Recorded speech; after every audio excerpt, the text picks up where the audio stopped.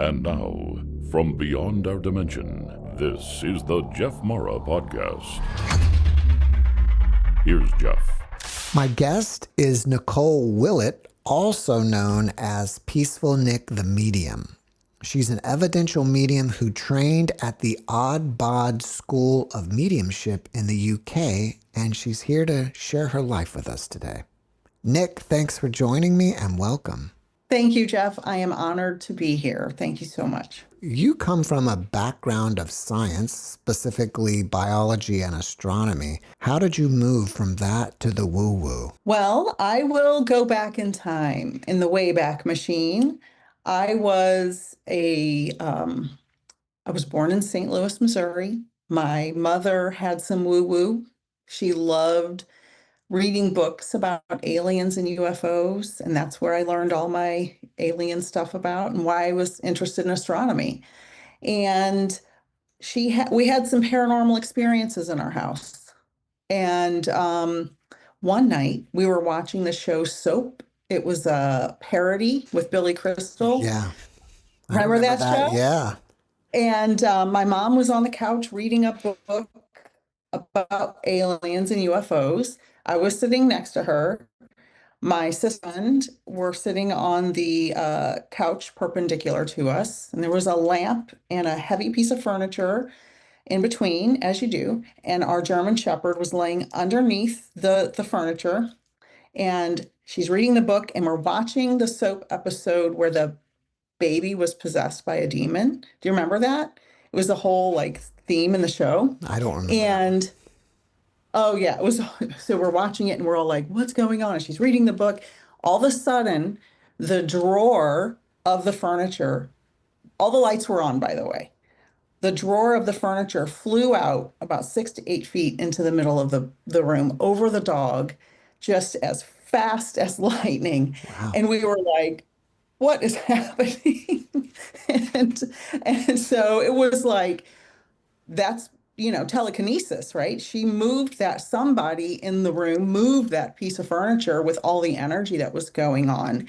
And the boyfriend left because he was freaked out. He's still a family friend to this day and still kind of gets weird anytime we bring up the story. And so that was one of the first big paranormal experiences I had.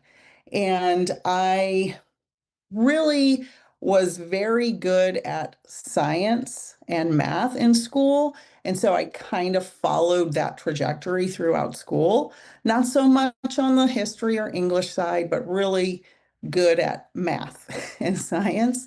And so I followed that through college. I got my undergraduate degree in biology, and my master's degree is in astronomy.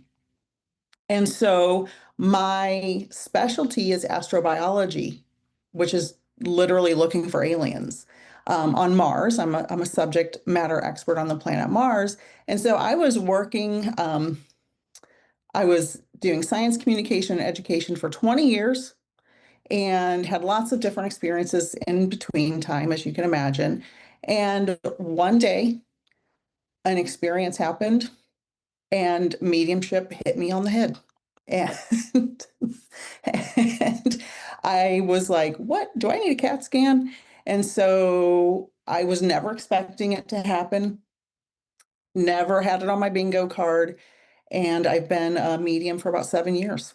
All right, what was that experience? I'm working and have my family and doing the mom and wife thing, and everybody's happy and doing their life. And I get a phone call. My sister said, Nicole, Brandon died. And I have permission to share the story from the family, by the way. And Brandon was 25 years old, but I had not seen him since he was a newborn baby because I had moved across the country and didn't really keep in contact with his mother. They were friends of my sister's.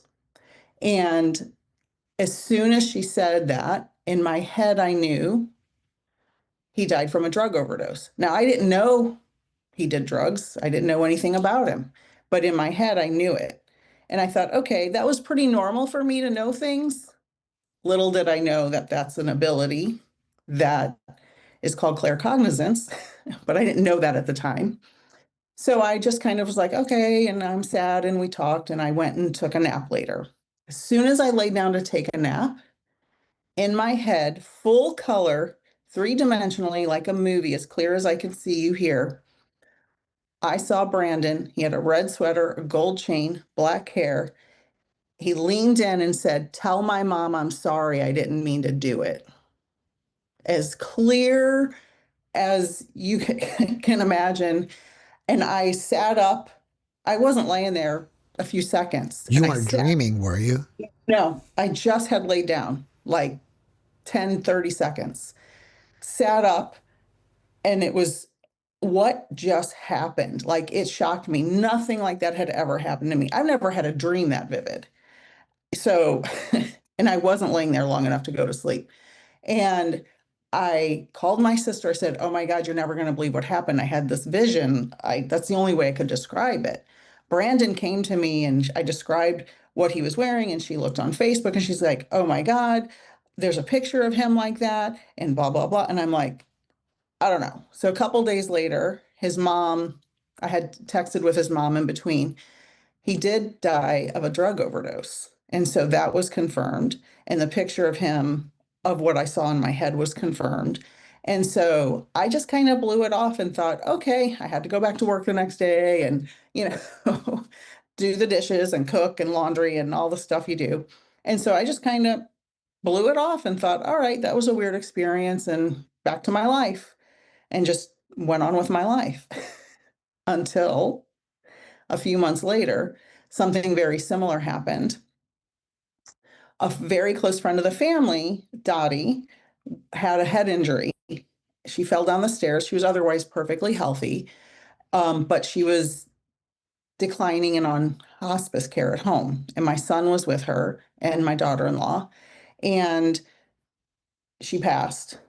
And as soon as she passed, within an hour or two, I kept seeing this red heart in my head, relentlessly clear red heart in my mind's eye. And I was awake. I wasn't laying down this time. Red heart just blasting through my brain, and I could not make it go away.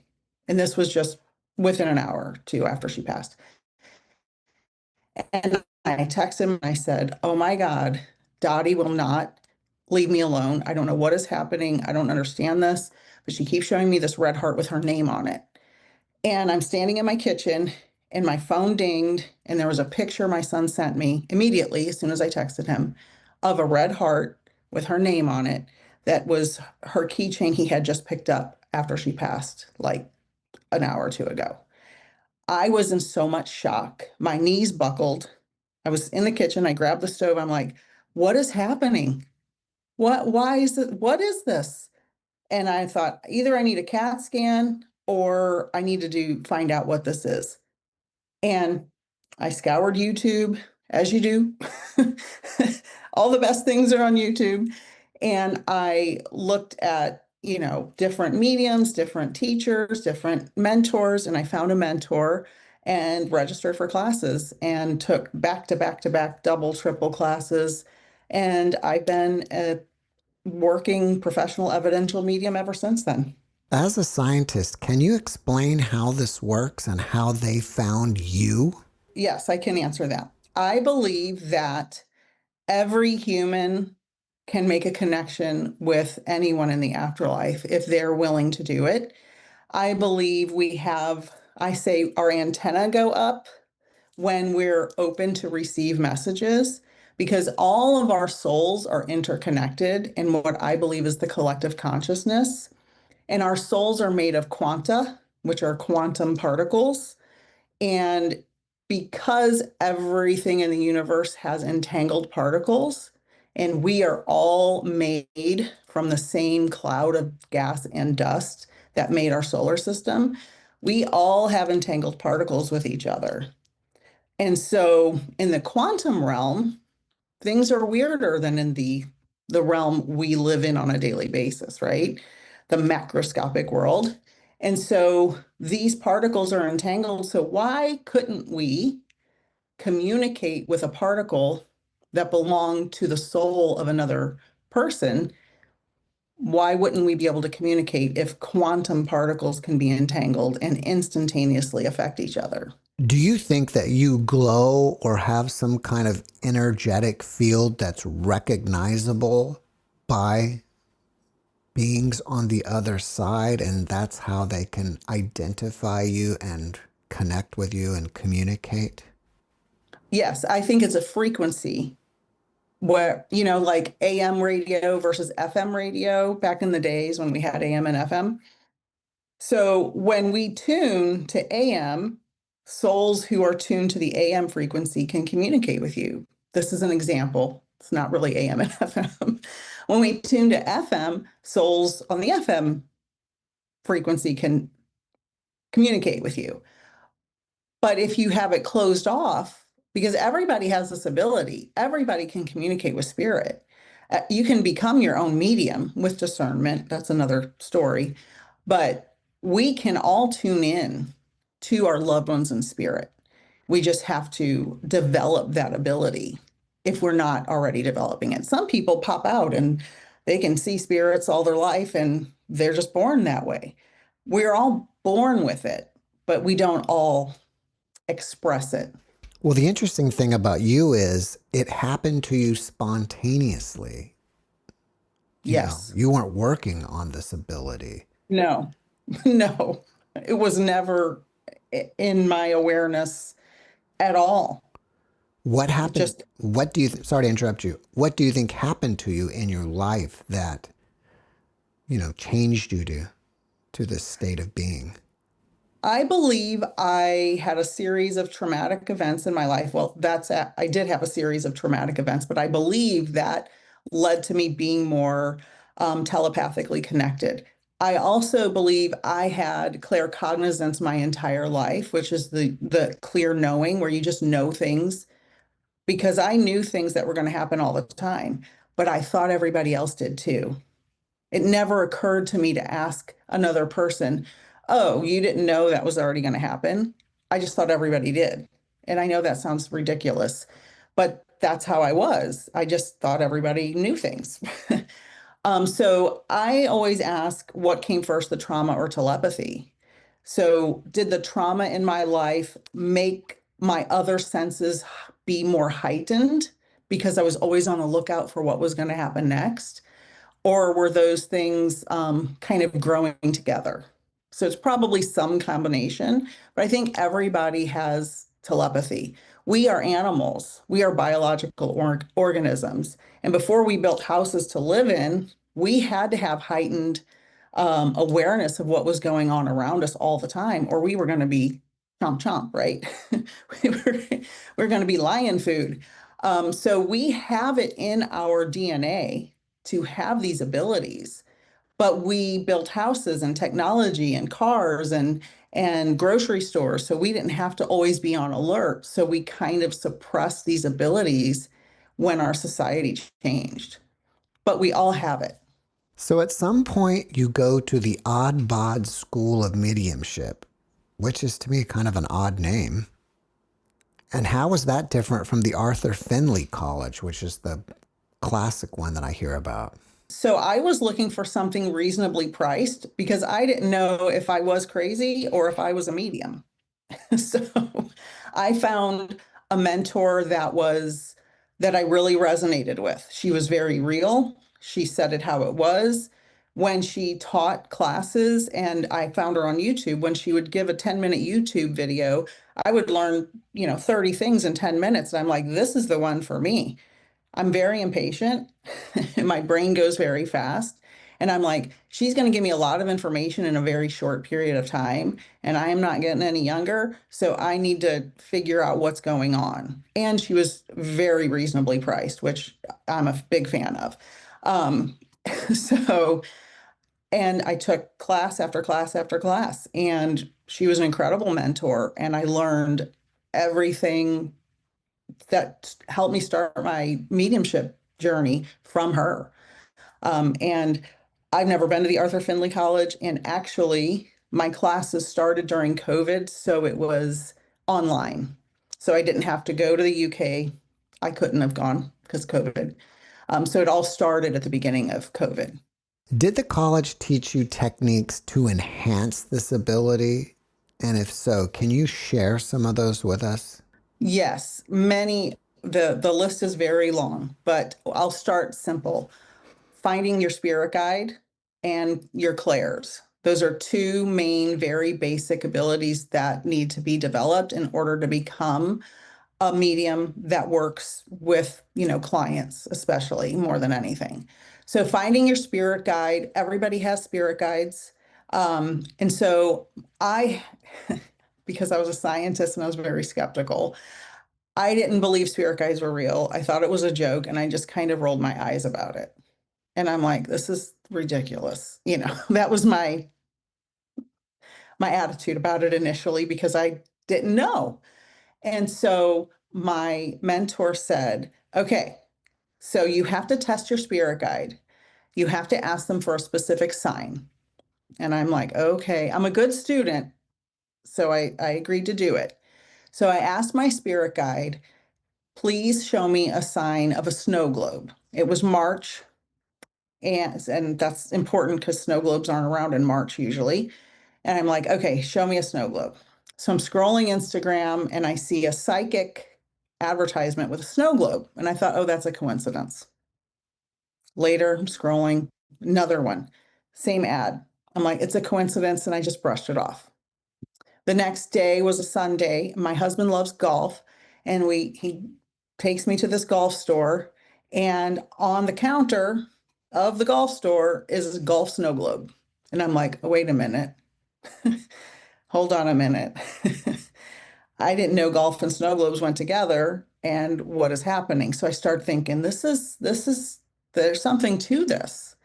The next day I went to work and I was working at a place I hadn't been very long. So I hadn't been to all the areas of the building.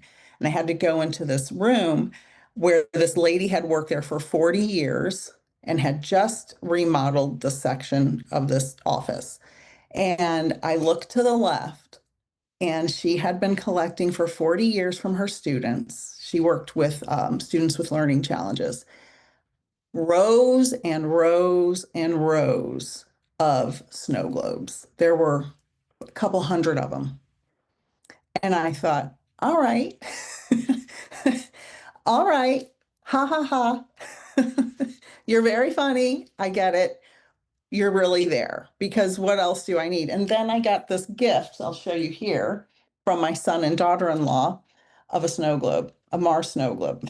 I thought, okay, all right, all right, all right, I get it. And then people started giving me snow globes. I've never collected snow globes or liked them particularly. Like I don't dislike them, but I'm like, all right, you're really there. So that was spirit guides, and that was confirmation, confirmation, confirmation, because they know I'm a smart aleck and I'm going to be skeptical. So they have to really badger me with the information. So, did you do something simple like just say out loud, hey, spirit guide, if you're here, show me a snow globe? Is that all it takes, or did you do something else? All it takes. It's not as complicated as some people make it sound. Their spirit is always there because we live in more dimensions than we realize we do. And so they're not in some faraway place behind a cloud out by Mars or in the Andromeda galaxy, right? They're everywhere. They're interwoven here. They're there. So as soon as you put that thought out, like I said earlier, your antenna go up or you're on the FM frequency and they're on the FM frequency. As soon as that thought goes out, they're right there. They can hear you anytime with your spirit guides, with your loved ones, with your angels, whoever it is you want to talk to in the other realm, they will hear you immediately. You don't have to, do a whole ritual every time. You say it and they hear it. Many people want to connect with their spirit guides, but feel like they fail to do so. Is that because they're getting subtle messages and they're not recognizing them? There can be many reasons. Many reasons. One of them is they don't recognize just what you said. Many people don't recognize it because they hear a song, maybe they ask for a snow globe and they hear a song about snow globes. And they're like, oh, like the first thing I saw, the ad, I'm like, eh. Some people have a block of maybe some negativity in their mind or in their emotions, their psychology. They have a block to the belief. They want to believe, but they don't really believe, so they don't see it or recognize it.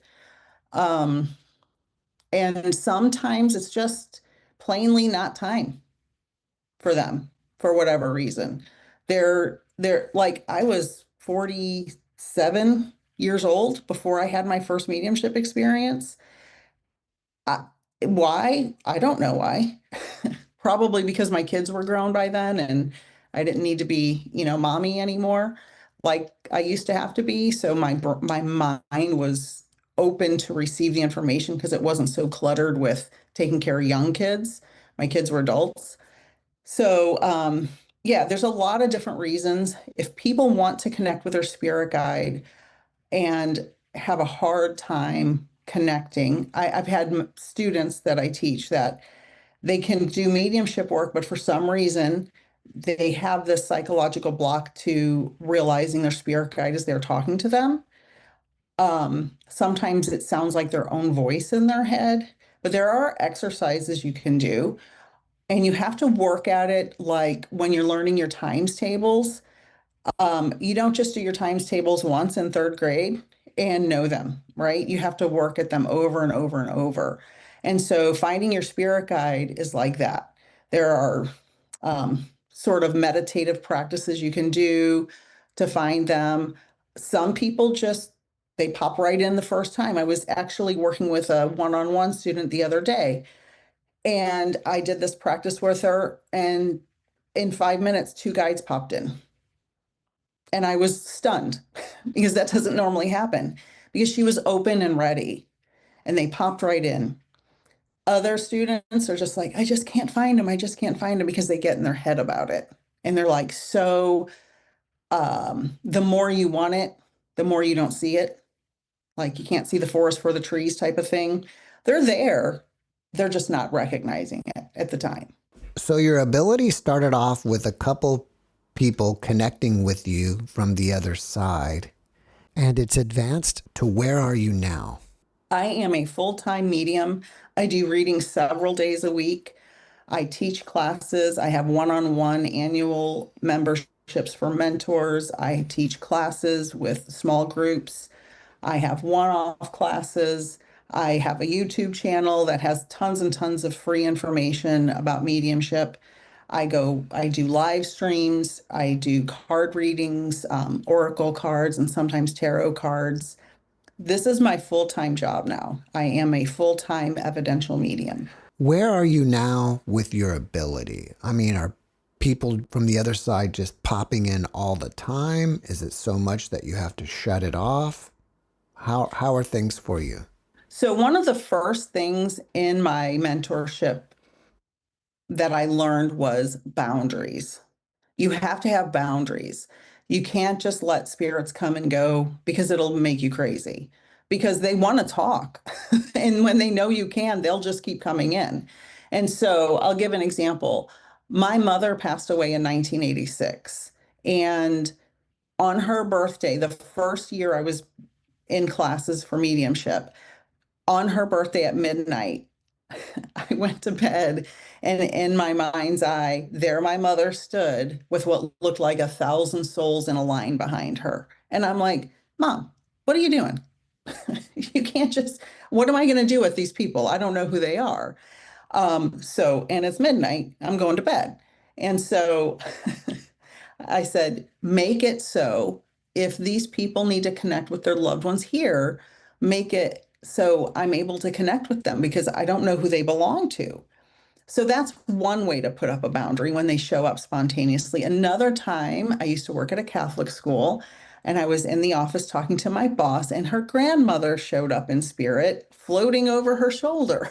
And I'm like, I said, listen, Grandma, I'm glad you want to talk to your granddaughter, but first of all, I'll get fired if I start telling my boss about her grandma in the office. I said, so make it so if you want to get a message to her, that she can get a message in the appropriate way at the appropriate time, because now is not that. And so sometimes when they do pop in, you just have to say, step back for now. Now is not the right time. And I've heard mediums on TV say, I never turn it off. And it's like, you must have a good therapist, because if I never turned it off, I would lose my mind, because they want to constantly talk. And you don't always know everybody they belong to. So, Are you seeing all these people like transparent ghosts, or are you getting images implanted into your consciousness? How is it working? so some mediums do see the three-dimensional holographic type people. I have seen that years before I was a medium. I have seen spirits walk through my house. So much so that I thought it was my husband walking through the kitchen, and I went around the other side of the wall to scare him, because, I was playing a trick on him, and he wasn't there. There was nobody there. So I saw this person so vividly that I thought it was my husband, and he was across the house on the other side in another room. Um, so I have asked through my meditations and training, do not show me external spirits, because I'm a scaredy cat and I will have a heart attack if a spirit just shows up in my office. And it takes a lot more energy to do that. I've asked for internal clairvoyance. Now, because one of the basic things you learn as a medium is learning about your clairs. Clairvoyance is clear seeing. Some people see outside, some people see inside. I say, please show me inside my head, because I don't really want to get scared. The same thing with clairaudience. I do hear some things outside my head, but most things I ask inside my head. So I could develop external clairvoyance if I wanted to, but I really don't have the time or energy for that, because I'm doing readings all the time, and your clairs will change. When I first started having my mediumship abilities kick in, everything was very vivid and very clear, like a movie in my head. And then after a few months, it changed. And I was very worried that I was losing my ability. And my mentor said, no, it's changing because you're doing more readings. And the more vivid the information comes through, the more energy it's going to take up. And spirit knows that if you're going to be doing a dozen readings a week or so, you're going to be exhausted if you keep seeing it. So sometimes I'll just see a flash, sometimes I'll see an outline or a partial person. And I keep seeing a dog coming in for some reason right now. So I don't know if you have a dog in spirit, but but I keep seeing a dog. I do. Well, we've had a couple dogs. Okay. So there's a dog that keeps trying to come through. So just know Interesting. your spirit puppy is saying hello. Does information ever come to you in dreams? And if not you, does it come for other people, and can it work that way? Yes, I have gotten information through dreams, things that are going to happen in the future. Absolutely. And a couple other people in my family that has also happened to. And other people get precognitive dreams all the time. And it's an ability that I'm not sure if you can really control it, but mark it down if you have a very vivid dream and then something that happens. Like my little sister, when she was a little girl, had a dream of a plane crash when she was probably 10 years old. And the next day there was a huge plane crash and a bunch of people, perished. And so that was a precognitive dream. And it happens pretty commonly. Are you able to pick up world events, kind of like this plane crash, but, other things? If I tuned in, I could definitely pick up world events. Sometimes I wonder if I suppress my ability to pick things up, because I do try to have an awareness of what's going on to a certain degree. And sometimes I wonder, am I being psychic by knowing what's going to happen, or am I just using intelligence to figure out what's going to happen? So I kind of wonder, you know, am I really that psychic, or am I just using my context clues to figure out world events? So I'm not 100% sure if it's some combination of those things. Have you seen anything coming in the near future? I think that the United States is in a lot of trouble, and I believe that people will continue to rise up to protect their cities because there's a lot of nefarious oligarchy type things going on. And I think that there are a lot of dictator qualities in the present administration. And we know there are more of us than there are of them. And without us, there are no leaders. We have to take our country back. And I think we will. We just have to show a unified front together. And I think that's starting to happen more and more. People are protesting peacefully, and I think it's beautiful. And I think we will continue to see that ramp up as these nefarious plans unfold through our government. Do you ever see anything like World War III? I think that it is a possibility, but I really feel like my intuition just says it's not ever going to be a full World War III the way World War I and World War II were. I think there will be pockets, but we have so much nuclear power that if we start nuking people, I mean, we're just all harming ourselves more than anything. And everybody, I mean, enough countries have nukes that if we're going to nuke you, we're going to nuke you. What's the end game here? You're just blowing people up. Well, you're destroying infrastructure. And because we're so globalized, that affects if one country destroys this country's major cities and ports, well, that's going to affect that country because everybody's shipping things across the world, and it's just going to slow down trade and supplies and everything. So I don't think there will be a global war. I don't see that happening. What about the list? Do you think that will ever get revealed? Ooh, the list. The list, as someone who is a victim of that type of abuse myself, this is very triggering for so many people. And every time it's in the news, more and more and more people get very upset and emotional about it. Because if we just believed the victims in the first place, we wouldn't need the list.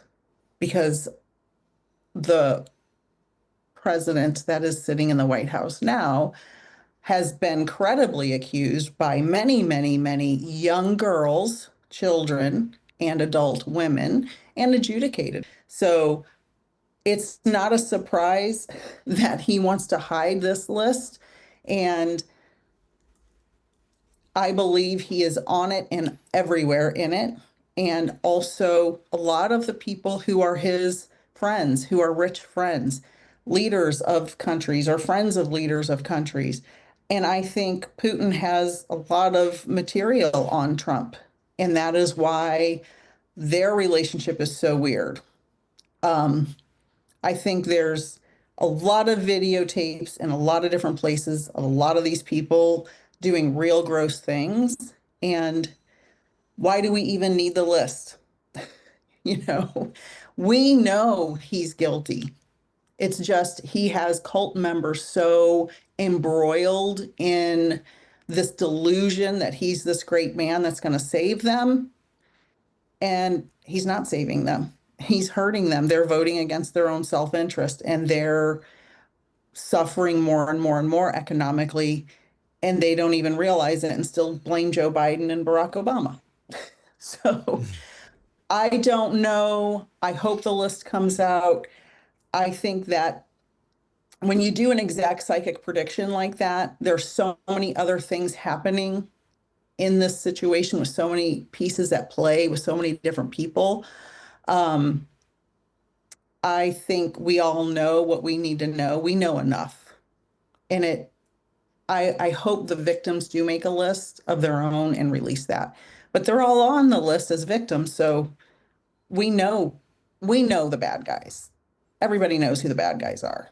Have you seen anything that's coming in our future that we need to prepare for? Climate change is going to get worse and worse and worse.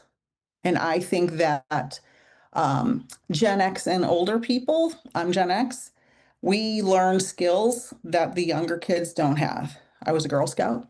I camped a lot. I know how to make a fire. I know how to purify water. I know how to make a bag of rice stretch for a really long time. But younger kids weren't given these skills, and we need to know how to survive if things get real bad, as far as the electricity going out for months at a time. We need to know how we need survival skills, individual survival skills, because the climate's going to keep getting worse. The storms are going to keep getting worse. The heat is going to keep getting worse. The fires are going to keep getting worse. All of these things are going to cause many millions of people to perish, and starvation, famine. The worst, the people who will survive this are people, the uncontacted tribes will survive it because they know how to survive. People who have skills without technology will be able to survive. People who are on their computer all day and don't have any skills, they're going to be the first victims. And we have to teach our kids and grandkids how to survive in the worst case scenario. And it's not getting any better right now. The United States, under the current administration, has decided, let's just put gas in everything. Let's just keep burning more oil. Let's, get rid of any science. Let's hide all the data. And that's not a way to make progress in humanity. It's a lot of people are going to suffer. Listening to your story, it reminds me of the movie Contact, where you started out with some sort of paranormal experience and then found your way into astronomy. While you were in that field, have you ever seen any UFOs or anything out there? I have had, first of all, I love Contact. It's my favorite movie.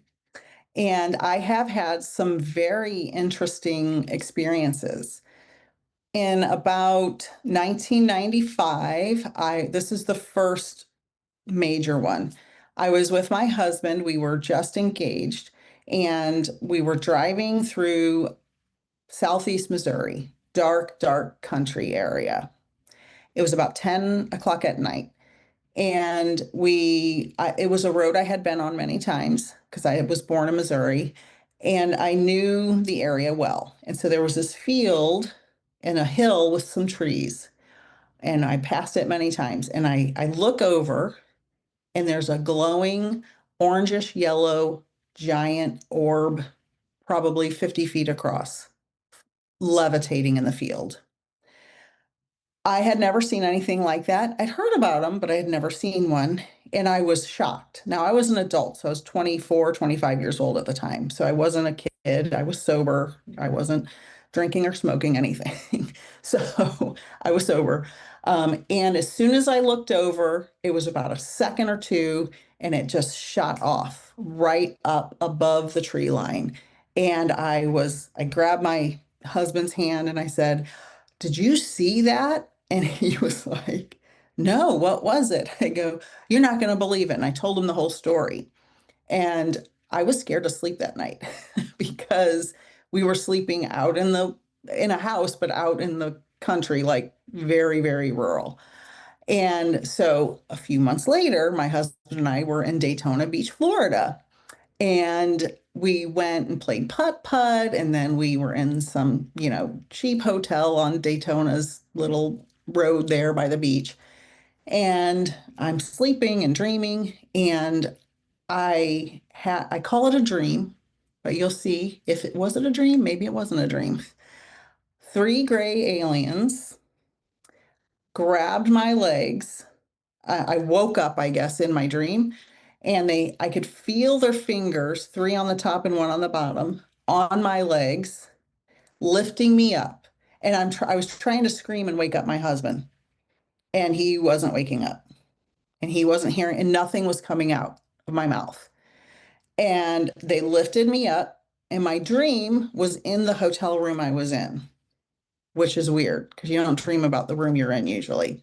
That's why I call it a dream. They lifted me up. I was levitating and took me around the corner into the bathroom. And then I don't remember anything after that.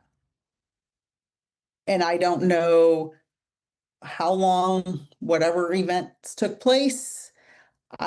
I don't know, but it was the weirdest, scariest thing. And the fact that I couldn't scream or wake up my husband was very bizarre. And that the dream took place in the hotel room I was in. It was all weird. I don't know if it was a real abduction. I have no idea. Did you see any marks on your body as if you got implanted with a chip or something? I did not see any marks on my body. I have had this weird little spherical thing um in my gums for many years. And when I had to have some dental surgery, and after the dental surgery, it was gone. So I don't know if it was spherical because I could feel it. I don't know if that was an implant or just a piece of calcified bone. I don't know, but I feel very close to aliens and I love aliens. And I know with the trillions and trillions of galaxies and the vastness of the universe, there's a 100% chance that aliens are real and absolutely no scientific reason why aliens couldn't come here. Remember years back that they found like a pyramid on Mars or something that looked like the pyramid on Mars and maybe a face on Mars? Where are Oh, we I with know. that?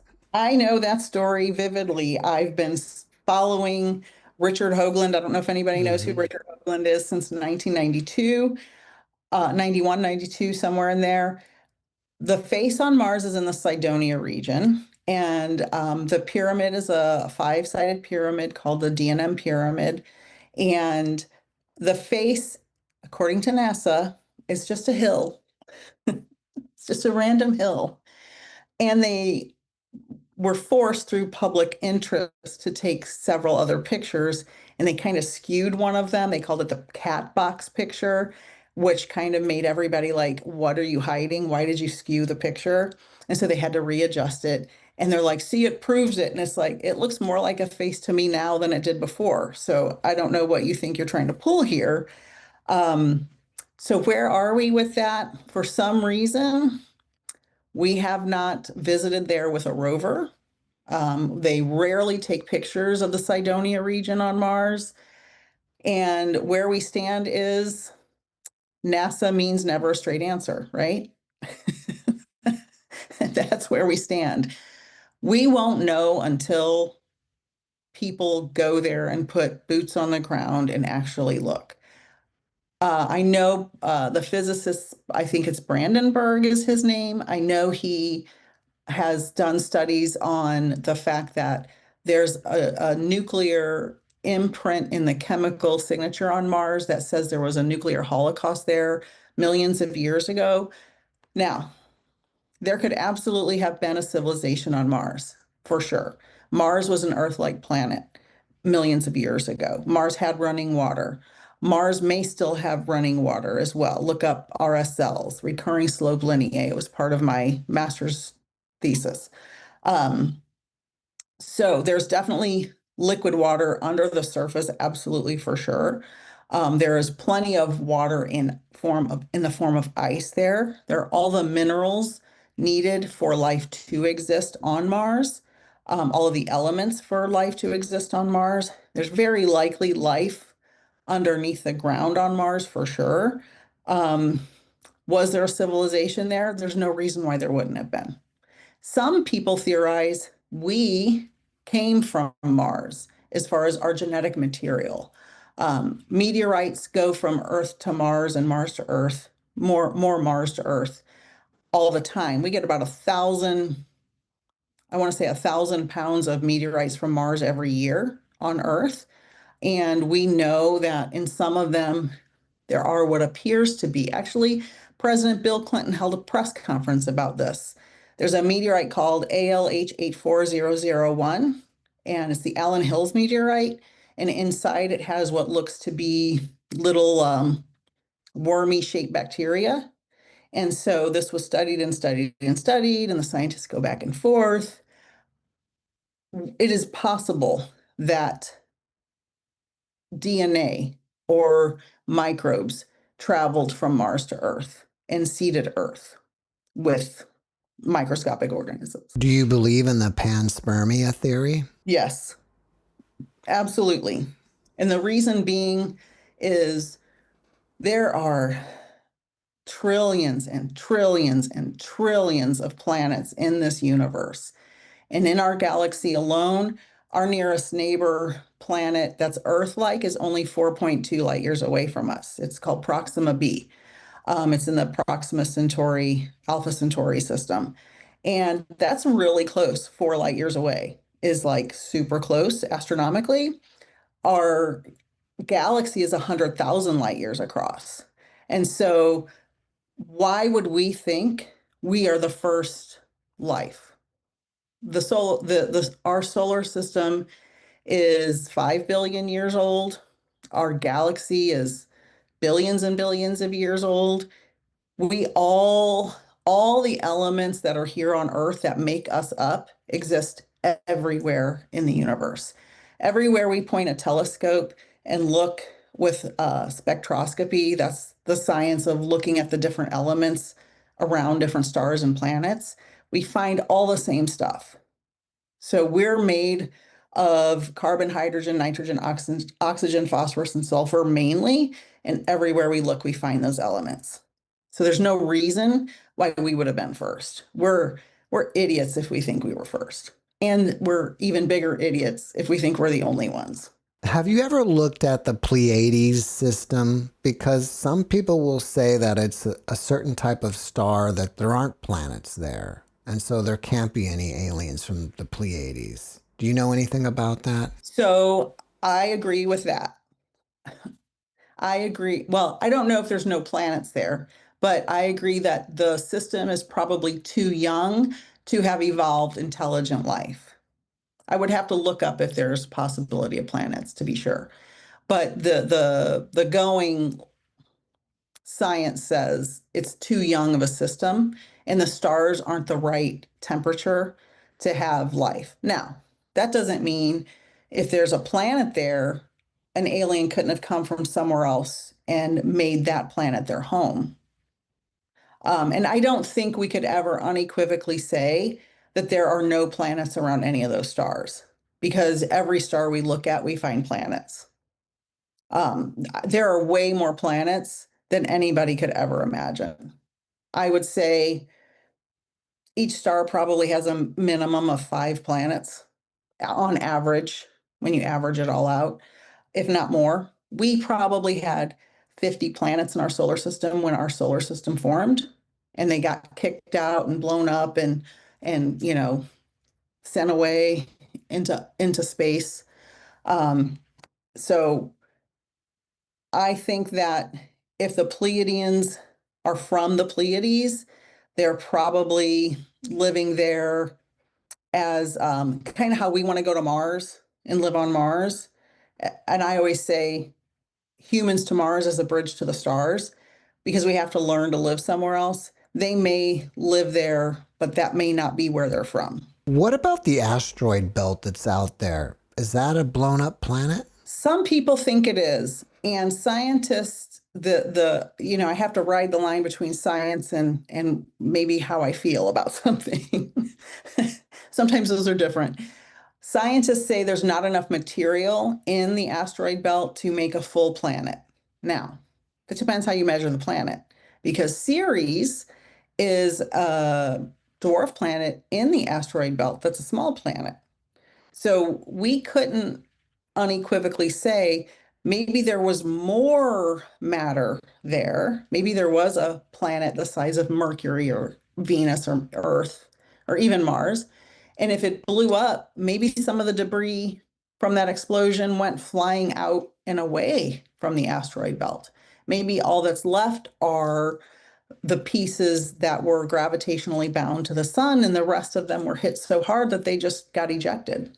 Have you been following Three Eye Atlas? And Yes. what do you think about that, both scientifically and psychically? I am so happy you asked that question. I have been following that, and this is the third known visitor from another solar system that is recorded.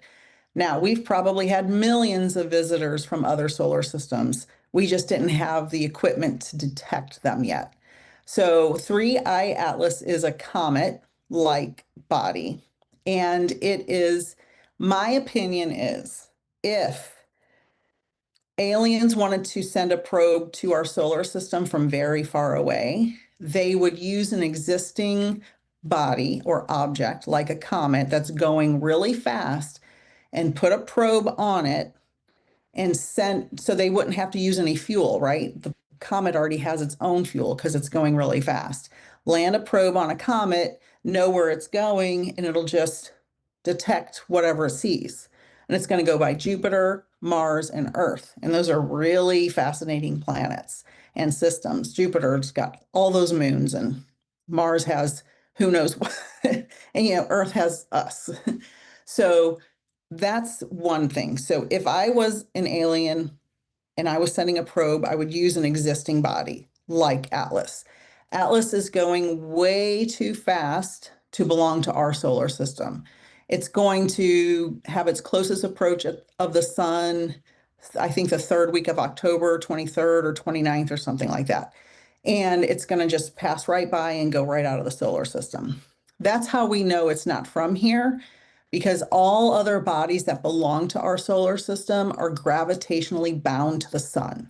So other comets loop around the sun and go back out, if they're a long-term comet, out to the Oort cloud, which is out past Neptune. But this is just going to go straight through and straight by. So if I was an alien, that's how I would do it. Do I think it's possible? Absolutely, it's possible. We have landed probes, humans from Earth have landed probes on comets and asteroids and all kinds of other things. So it can be done because we know we've done it. What gives it that power to travel so fast? Is it the gravitational pull of the entire galaxy? So it depends where it originated, and also if it ever came in contact with another body. So if you have you can speed up an object flying it by other objects. It's called a gravitational assist. So let's say you're from, Sirius B or Sirius A, the big star, and you want to send a probe here. You could, or a comet with a probe on it. You could say, all right, you're going to go by this star and this star and this star. And every time you go by that star, there's such a strong gravitational pull, it swings the object around and makes it go faster. So if you plan out the trajectory, you're going to make the speed go faster and faster and faster. And it just depends where it originated from. And we probably won't know that.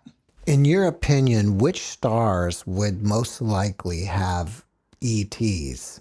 I think that Proxima b, which is around Proxima Centauri, our closest neighbor, is an Earth-like planet around a star that at the right distance from the star to have life. That would be our closest neighbor from an extrasolar system. I think Mars probably has microbial life, possible ancient civilization.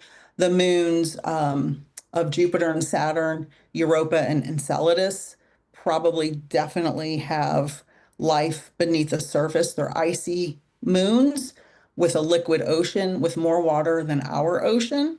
And we've tested the material coming off of them, and they have the elements for life, both of those moons.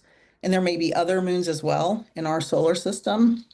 And any star that has a planet that has the ability to have liquid water on its surface, it has to be the right temperature star with the right distance to the planet to have liquid water on its surface, the way we believe life will exist. Now, if those are your parameters, there's life everywhere.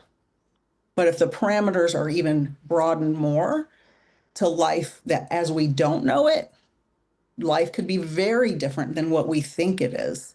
So literally, that could mean life could be anywhere. So it's limitless, the possibilities. What about other stars like Arcturus and some of the other common ones that are associated with aliens? Could they have life? Is that what you're Yeah, I asking? think the popular ones would be Arcturus. What is it?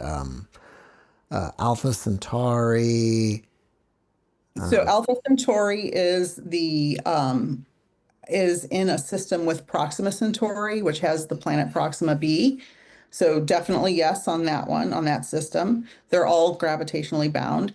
And Arcturus, it depends on, again, it depends on the distance from the star, the age of the system, and as we believe scientifically, must have liquid water on its surface. So can there be life there? Absolutely, yes to all of those, if the conditions are correct. What about Planet X? Do you remember that one? Oh, yes. So Planet X has had many different iterations over the years, and there is some weird anomaly in our outer solar system, which is causing things to move in a weird way that makes it look like there's a gravitational pull there, that makes it look like there is some type of planetary object in our outer solar system. Now, our outer solar system is really close to us compared to Alpha Centauri and Arcturus and Sirius.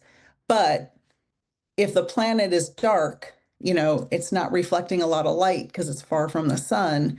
And it could literally be in a very big patch of the sky. It's really hard to find it.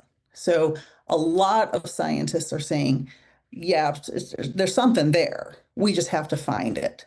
And so is it possible? Absolutely. 100%. Very possible that there is another planet out there. It seems like that with the new James Webb telescope, they're finding planets almost every day. Yes, and we will continue to find more and more and more. Like I said earlier, you can bet every star has at least 5 planets on average. That's my low estimate because stars form in clouds of gas and dust. They come out of stellar nurseries, big nebulas from other exploded stars. So, like our sun is probably a second or third generation star. That's why we have people and rocky planets. A first generation star doesn't have that. So, stars explode because stars make all the elements up to iron. And then when they explode, those elements recombine into heavier elements. So you can't have a rocky solid planet with people unless you're at least a second or third generation star. So these clouds of gas and dust swirl around, and then the star forms in the middle, and the star takes all this cloud of gas and dust with it and has that momentum that's spinning because it's starting to fuse and it gets excited. And then all these clouds of gas and dust start to swirl around and become planets, moons, asteroids, comets. And these stellar nurseries can birth many stars in one local area, local being, many, many light years across. Like Proxima Centauri, Alpha Centauri, A and B all came from the same stellar nursery we did. We're sisters, to that system. So we have all the same elements. Since our solar system is actually traveling through our galaxy and the stars and our planets are rotating around the center of the galaxy, why is it that we don't see much change in the night sky if everything's moving? It takes 250 million years for the sun to go around our galaxy one time. Wow. So about every 12,000 years or so, you'll see some change. So as humans, we've only really been keeping track for what, 2 or 3 thousand years mostly of the stars. So the change is there, but it's slight.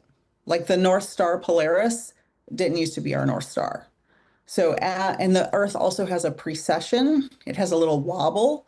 So the axis of the Earth will point to a different star every so many thousand years as it goes around. Plus, it's moving around the sun, and the sun is moving around the galaxy. And the time, our lives are so minute and short compared to the time it takes for these objects to move around. I don't normally share dreams, but I had this dream one time where I was it was like super real. And I was at a cafe with a friend and some person, I don't have any idea who this being was. But he told me that the reason we're having climate change is because the ellipse of us going around the sun has changed shape a little bit. And that's what causes the climate change. I don't know if that makes any sense or not, or if that could be possible, but it was just such a weird dream. Like I said, very realistic. And how in the world would I dream something like that? So it's very possible that that ellipse has changed over time, but in the time that our climate has, let me just explain a little bit about climate change because I mentioned it earlier. Climate change has always happened on Earth over hundreds of thousands of years.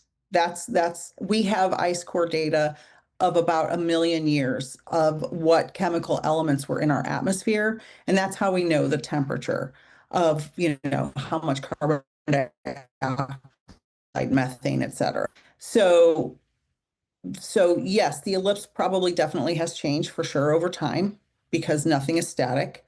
But we have put out so much carbon dioxide and methane into the atmosphere since the Industrial Revolution that the climate is changing rapidly instead of over long periods of time. So the ellipse may have affected the climate over millions of years, but if it shifted within, let's say, a degree in the last 100 years, we would not have survived that. We'd all be fried. It would be it would have gotten so hot because if it changes going one way, it shifts in going the other way. We wouldn't have survived that. The climate would have been on fire. People talk about the pole shifting. What about that? So we have a magnetic North Pole, which does shift and is currently shifting, and we have a geographical North Pole. So the geographical North Pole is the line we draw on the map of the globe. The magnetic North Pole is because the internal part of the Earth is an iron and nickel core. It's a giant magnet, and it's not solid. It's a liquid iron and nickel, and it moves around because it's liquid. And so a magnet, has a north and south pole. So if you've got a wobbly liquidy magnet spinning around in a planet, that pole, the magnetic north, is going to move and wobble. And it does. And it does flip. And we know it flips because we can see, actually, they found this out on the ocean floor. There are rows of, I think it's magnetite, I believe. I may be off on that. There are rows of these rocks that show where the magnetic north and south were facing, and we can track that. It's actually an amazing part of science, that part of geology. Let's put it this way. Let's say here's north and here's south. When the pole flips, does that mean the planet's going to flip upside down? No. Or it just means that this is going to go from positive to negative now? That's going to reverse. Second, the latter. And So no, the Earth isn't going to move upside down. So if it does change, what does that do to the Earth, if anything? Makes our compasses go crazy. And that's it? I don't think it's changed many, many times throughout the Earth's history. So it's not really going to affect us as far as I've ever heard scientifically. It won't affect us like the climate or anything because it's just a magnetic pole shift. So the Earth won't go upside down, and the continents won't like slide off into the ocean or anything like that. Right. All right. Well, I'm glad I asked that. That's a good question. Yeah. Well, if people want to find out more about what you're up to, what is your website? My website is peacefulnikthemedium.com. Nik is spelled N-I-K. And my YouTube channel is at Peaceful Nik, again, spelled N-I-K. I go live all the time. I have a podcast called The Soul Twin Stars, where we talk about my co-host and I, Lady Shadow, talk about all kinds of paranormal things, spiritual things. We've had amazing guests, and that is released every Friday. And I have tons of information on my YouTube channel. I have Instagram, Facebook, and TikTok, and everything is everywhere. You can email me at peacefulnikthemedium@gmail.com if you have any questions. So, how did you come up with the name Peaceful Nik? So it's really kind of a boring story. A long time ago, I started an Instagram page, and I wanted to be incognito because I worked at a school. And so I am always on this journey to become a peaceful person because, I had a chaotic childhood. And so my kids all call me, I have two boys, they call me Nik, and my husband calls me Nik. And so I thought, okay, Peaceful Nik. And I started an Instagram page, a personal one, years ago. And when I became a medium, I'm like, oh, I'll just add the medium to my Instagram page. And so that's how it became Peaceful Nik the Medium. And I just copied it everywhere. Well, Nik, before we wrap it up, can you leave us with a last positive message? Absolutely. We have to work very diligently to build communities to lift each other up, elevate the frequency. It's good to understand what's happening in our country and in the world, but if we get lost in the anger and fear, we are going to lose every battle we've ever worked for. So we have to continue lifting each other up, building these communities of positive, encouraging words in order to help each other heal, help each other be strong, help each other discern between what's real and what's not, so we can successfully overcome the challenges we're in. Nik, thank you for your message, and thank you for being my guest. Thank you so much. It's an honor to be here. I appreciate it so much. Thank you.